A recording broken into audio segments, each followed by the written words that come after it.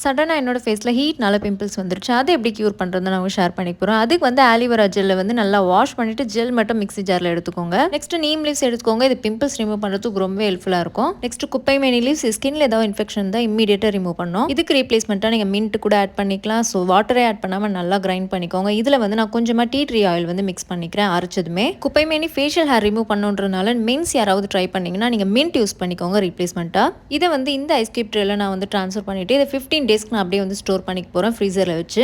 Morning plain வாட்டரில் உங்கள் face wash பண்ணிவிட்டு அதுக்கப்புறம் நீங்கள் ட்ரை பண்ணிக்கலாம். எனக்கு வந்து ரீசெண்டாக ஹீட்னால இந்த மாதிரி பிம்பிள்ஸ்லாம் வந்துருச்சு. இதனாலே நான் நேச்சுரல் இன்க்ரீடியன்ட் வீடியோவே நிறைய போடுறது இல்லை. இந்த ஒரு ஐஸ் கியூப் எடுத்து என் ஆல் ஓவர் ஃபேஸில் வந்து அப்ளை பண்ணிக்கிறேன். இது ஐஸ் ஃபேஷியல் மசாஜ் மாதிரியாகவும் இருக்கும், நம்மளுக்கு ஒரு ஃபேஸ் பேக் மாதிரியும் ஒர்க் அவுட் ஆகும். உங்ககிட்ட ஃப்ரெஷ் லீவ்ஸ் இல்லைன்னா நான் பவுடர் ப்ராடக்ட் ஆட் பண்ணுறேன், அதையும் நீங்கள் செக் பண்ணிக்கலாம். இதை வந்து 10 to 15 மினிட்ஸ் அப்படியே விட்டு வாஷ் பண்ணிக்கோங்க. ஸோ வாஷ் பண்ணதுமே ஒரு மாதிரி க்ளோனஸாகவும் இருக்கும். ஆல்சோ நம்மளுக்கு அந்த பிம்பிள்லாம் வந்து அமுங்கின மாதிரி ஃபீல் ஆகும். So subscribe my channel. Bye.